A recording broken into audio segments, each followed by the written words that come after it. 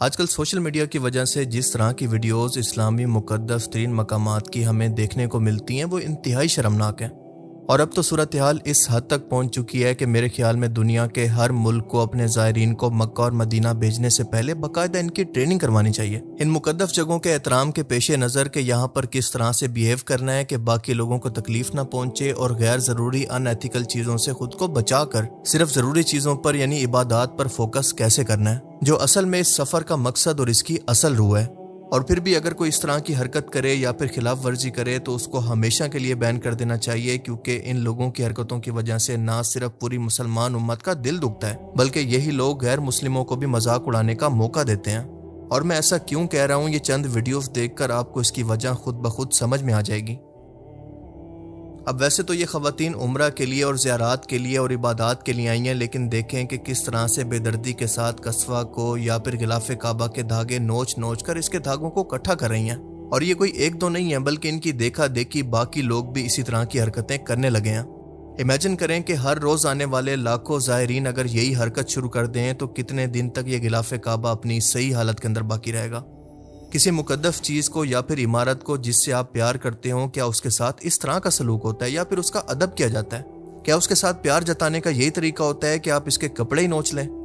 اب میں جانتا ہوں کہ یہ کام یہ سب لوگ برکت اور ثواب حاصل کرنے کے لیے اپنے پاس رکھنے کے لیے ایسا کر رہے ہیں، لیکن یقین مانیں کہ اگر آپ کے اعمال نیک ہیں، آپ نے اللہ کو راضی کیا ہے، اس کی مخلوق کو تکلیف نہیں دی، کبھی ظلم نہیں کیا، اس کا حکم مانا ہے، تو آپ کو اس سب کی کوئی ضرورت ہی نہیں ہے۔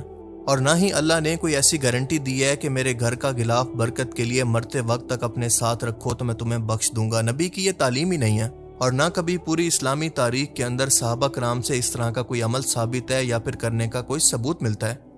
اور آپ ذرا خود سوچ کر دیکھیں کہ اگر یہ بدعت شروع ہو گئی اور عام ہو گئی تو ہر دوسرے دن سعودی حکومت کو یا تو غلاف کعبہ کو بدلنا ہوگا یا پھر اس کے قریب جانے پر بھی پابندی لگانی ہوگی۔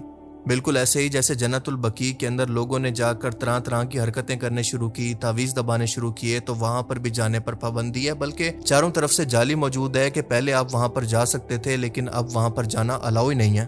بالکل اسی طرح سے مستقبل کے اندر ان لوگوں کی حرکتوں کی وجہ سے ہم یہ منظر بھی دیکھ سکتے ہیں کہ کعبہ کے چاروں طرف اسی طرح کی کوئی رکاوٹ لگا دی جائے۔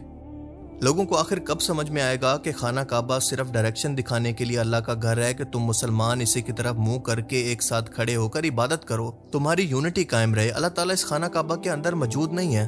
آپ ذرا خود سوچ کر بتائیں کہ کیا نبی کریم صلی اللہ علیہ وآلہ وسلم کو یہ سب منظر دیکھ کر خوشی ہوتی، یا پھر اللہ تعالیٰ کو یہ سب کچھ دیکھ کر خوشی ہو رہی ہوگی کہ اس کے بندے اس کے گھر میں آ کر اس کی عبادت کو چھوڑ کر ان دھاگوں کو برکت کے طور پر لے جانے کے لیے ایک دوسرے کو دھکے دے رہے ہیں، اور یہ مانتے ہیں کہ یہ دھاگے برکت کی وجہ سے ان کی مغفرت کروا سکتے ہیں؟ تو یہی چیزیں آگے جا کر آپ جانتے ہیں کہ شرک کی بنیاد بنتی ہیں۔ دیکھیں، ایک بات یاد رکھیں کہ اگر آپ نے ساری زندگی اللہ تعالیٰ کی نافرمانی کے اندر گزاری ہے، اس کی عوام پر ظلم کیا ہے، تو یہ دھاگے تو کیا غلاف کعبہ بھی اگر آپ ساتھ رکھ لیں تو تب بھی آپ کا کچھ نہیں ہو سکتا۔ اس سے بھی بڑھ کر میں کہتا ہوں کہ اگر آپ کو خانہ کعبہ کے اندر بھی دفن کر دیا جائے تو تب بھی آپ کی مغفرت نہیں ہوگی جب تک کہ اللہ نہ چاہے۔ اور اگر آپ کے نیک اعمال کی وجہ سے، آپ کو نیک ہونے کی وجہ سے ایک صحرا کے اندر بھی دفن کر دیا جائے تو آپ پکے جنتی ہیں۔ برکت صرف اللہ کی ذات دے سکتی ہے، اسی لیے کعبہ کو نوچنا نہیں چاہیے بلکہ اس کی عزت کرنی چاہیے، اور نہ ہی دنیا کو دکھانے کے لیے یا پھر یہاں پر فوٹو شوٹ کرنے کے لیے جانا چاہیے، کیونکہ اللہ تعالیٰ دلوں کے حال جانتا ہے۔ آپ اللہ کی ذات کو دھوکہ نہیں دے سکتے۔ عام طور پر اس طرح کے لوگ محبت اور تعلیم کی کمی کی وجہ سے یعنی جہالت کی وجہ سے ایسا کرتے ہیں، لہٰذا ان کو پیار سے سمجھانا آپ کو اور میرا فرض ہے۔ اللہ تعالیٰ ان لوگوں کو ہدایت دے۔ کیا آپ جانتے ہیں کہ اللہ تعالیٰ جس کو توفیق نہ دے تو اللہ کے گھر میں پہنچ کر بھی اس کو ہدایت نہیں ملتی؟ مثال کے طور پر آپ اس شخص کو دیکھ لیں، یہ ایک پروفیشنل بھکاری ہے اور بظاہر یہاں پر عمرہ کرنے کی نیت سے آیا ہے، لیکن لوگوں کو جذباتی کر کے کہ میرا بیگ کسی نے کٹ کر کے میری تمام سیونگ اور قیمتی چیزیں نکال لی ہیں، اللہ کے واسطے میری مدد کرو، حرم کعبہ کی حدود کے اندر نماز کے بعد کھڑا ہو کر مدد مانگ رہا ہے۔ شوفوا يا اخوة الإيمان شقوا جزاني يا اخوان فضل عنا حق الطعام يا اخوة الإيمان۔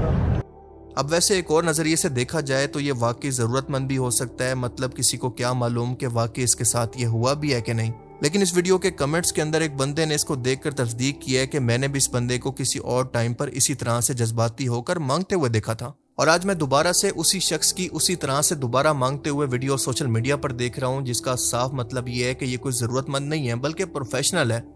اور ویسے بھی آپ جانتے ہیں کہ آج تو ڈیجیٹل زمانہ ہے، جو شخص عمرہ کی ٹکٹ افورڈ کر سکتا ہے، یہاں پر آنے کا خرچہ افورڈ کر سکتا ہے، کیا وہ اپنے رشتہ داروں کو فون کر کے اتنی رقم نہیں منگوا سکتا کہ باقی ٹائم یہاں پر گزار سکے؟ اور دوسری بات یہ ہے کہ کوئی بھی شخص اپنی تمام جمع پونجی کو ہوٹل میں رکھنے کی بجائے عمرہ کے دوران رکھ کر نہیں گھومتا۔ اور سب سے بڑی بات کہ امیجن کریں کہ اگر اس شخص کے ساتھ واقعی ایسا ہوا بھی ہو تو کوئی بھی شخص اپنی عزت نفس کو مجروح کر کے اس طرح سے مانگنے کی جرات کبھی نہیں کرتا۔ پر ان لوگوں کو کوئی خوف خدا نہیں ہے، کیونکہ ہر جگہ ان کے لیے صرف فائدہ اٹھانے کی یا پھر بزنس کی جگہ ہے۔ بس تھوڑی بہت ایکٹنگ آتی ہو اور لوگوں کو جذباتی کرنے کا فن آتا ہو تو اس طرح کے لوگ ایک بار کے اندر اتنی دہاڑی لگا لیتے ہیں کہ پھر واپس جا کر پورا سال آرام سے بیٹھ کر کھا سکیں۔ شرم نہیں آتی ہے؟ اچھا ٹھیک ہے، سوری کیوں مانگتے ہو؟ اچھا ٹھیک ہے۔ آپ کا مسئلہ حل نہیں ہوا؟ ہاں یہ ہے جی فراڈسٹرز، یہ فراڈسٹر ہیں، یہ آتے ہیں لوگوں کے پاس ہمیشہ۔ آپ ہمیشہ فراڈ کرتے ہو نا لوگوں کے ساتھ۔ یہ ویڈیو جو آپ نے ابھی دیکھی ہے یہ صرف 12 سیکنڈ کی ویڈیو ہے۔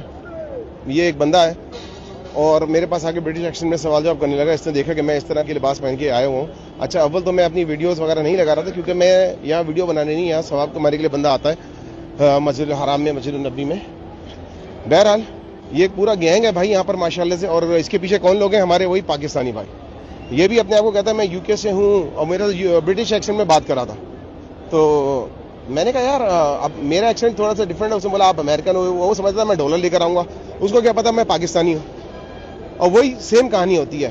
میری بیوی ساتھ ہے، بچہ ساتھ ہے، بچے نے کھانا نہیں کھایا اور پورا دن سے بھوکے ہیں ہم لوگ، اور یہ ہے کہ آپ ہمیں جو ہے وہ کچھ مدد کر دیجئے۔ بیوی نے جو ہے وہ سارے سامان، ساری چیزیں، والیٹ، پیسے، کریڈٹ کارڈ، پاسپورٹ، سب چیزیں ہم لوگوں نے رکھی تھی کس میں؟ اپنی کیا کہلاتا ہے، اس نے بیک پیک میں رکھی تھی۔ کوئی عورت ہمارا بیک پیک لے کے بھاگ گئی ہے، ہم نے رپورٹ کر دی ہے، کوئی سنوائی نہیں ہو رہی ہے۔ پلیز آپ کچھ ہیلپ کر دیں، میرے ابو پیسے بھیج رہے ہیں کچھ ٹائم کے بعد۔ اب ذرا کسی بندے کی حرکت دیکھیں کہ اس نے 2 حاجیوں کو یا پھر زائرین کے عمرے کے لباس کو آپس میں جاتے ہوئے نوٹ کر کے باندھ کر چھوڑ دیا ہے، اور وہ بیچارے دونوں اپنے اپنے احرام کو سنبھالتے رہے۔ اب ذرا ان لوگوں کو دیکھیں کہ سعودی اہلکار صبح و شام ان کی سیکیورٹی کے لیے، حفاظت کے لیے یہاں پر موجود ہیں۔ لاکھوں کا مجمع کعبہ کے اندر جمع ہوتا ہے اور کوئی چھوٹی سی غلطی بھی ایک بہت بڑے حادثے کی وجہ بن سکتی ہے۔ اتنے بڑے مجمع کو کنٹرول کرنا کوئی آسان کام نہیں ہے، اور جب بھی کوئی حادثہ ہوتا ہے تو لوگ سب سے پہلے بنا سوچے سعودی گورنمنٹ کو اس کا ذمہ دار ٹھہراتے ہیں، لیکن دوسری طرف خود اس طرح کی حرکتیں کرتے ہیں۔ مطلب کوئی کسر نہیں چھوڑتے ڈسپلن کو خراب کرنے کے اندر، کہ جہاں پر جگہ ملے وہاں سے پھلانگ کر یا پھر کیڑے کی طرح رینگ کر نکلنے کی کوشش کرتے ہیں۔ مطلب یہ آنٹی بڑھاپے کے اندر بھی سپائڈر مین والی حرکتیں کر رہی ہیں۔ اب آپ خود بتائیں کہ کیا یہ طریقہ ٹھیک ہے؟ اور اس دوران اگر باقی لوگوں کے اندر بھگدڑ مچی، کوئی لائن ٹوٹ گئی یا پھر کوئی گر کر زخمی ہو گیا تو اس کا ذمہ دار کون ہوگا؟ اب اس کا علاج یہ ہے کہ جب بھی اس طرح کے لوگوں کو ایسی حرکت کرتے دیکھیں تو ان کی ویڈیوز بنا کر سوشل میڈیا پر پوسٹ کریں تاکہ شرم کے مارے یہ اس طرح کی حرکتوں سے باز آ جائیں۔ اب ذرا ان لوگوں کو دیکھیں، لگتا ہے کہ ان لوگوں کے شیطان کے ساتھ کوئی پرسنل دشمنی ہے۔ حج کے دوران مینا کے مقام پر شیطان کو کنکر مارنے کے لیے یہ بابا جی تو اپنی خود کی بندوق تک ساتھ لے کے آئے ہیں، اور شیطان کو چیلنج کر کے کہہ رہے ہیں کہ تو تھا جس نے ہم 2 بھائیوں کے درمیان لڑائی کروائی ہے، یہ لے۔ کوئی تو فاسٹ بولنگ سٹائل کے اندر شعیب اختر بنا ہوا ہے تو کوئی اس کو خالی بوتلیں مار رہا ہے، اور عورتیں بھی اس میں پیچھے نہیں ہیں۔ دیکھیں یہ کوئی مذاق نہیں ہے بلکہ ایک اسلامی رکن ہے حج کا، اور اس کے پیچھے مکمل تاریخ اور اس کو کرنے کا پورا مقصد ہے۔ جب اللہ تعالیٰ نے حضرت ابراہیم علیہ السلام کو اپنے بیٹے اسماعیل کی قربانی کا حکم دیا تو شیطان 3 بار آیا، اور ہر بار اس نے وسوسہ ڈالا کہ یہ کیسا خدا ہے جو کہ تم سے بیٹا مانگتا ہے، تمہارا وہ بیٹا جو کہ بڑھاپے کے اندر اتنے انتظار کے بعد ملا ہے۔ اور ہر بار حضرت ابراہیم علیہ السلام نے اس کو پتھر مار کر بھگا دیا، اور آج تک مسلمان اسی جگہ پر 3 جگہوں پر پتھر مار کر اسی یاد کو تازہ کرتے ہیں۔ اللہ کے رسول صلی اللہ علیہ وسلم نے فرمایا کہ یہ تمام اعمال یعنی حج کے یہ رکن اللہ کی یاد قائم کرنے کے لیے مقرر کیے گئے ہیں، اور اس رکن کا مقصد یہ ہے کہ جب بھی آپ پتھر مارتے ہیں تو دراصل آپ یہ اعلان کر رہے ہوتے ہیں کہ میں اپنے نفس کے وسوسوں کو، اپنی خواہشات کو، اپنی ضد کو اللہ کے حکم کے سامنے ٹھکراتا ہوں۔ یہ اللہ کی اطاعت کا جسمانی اظہار اور ایمان کی ریہرسل ہے۔ پر آج جو لوگ اس کا مذاق بناتے ہیں وہ دراصل اس سوال کو سمجھ ہی نہیں پائے جو کہ اس کے عمل کے اندر ہے، اور وہ سوال یہ ہے کہ کیا تم اپنی عقل کو اللہ کے حکم کے سامنے جھکا سکتے ہو؟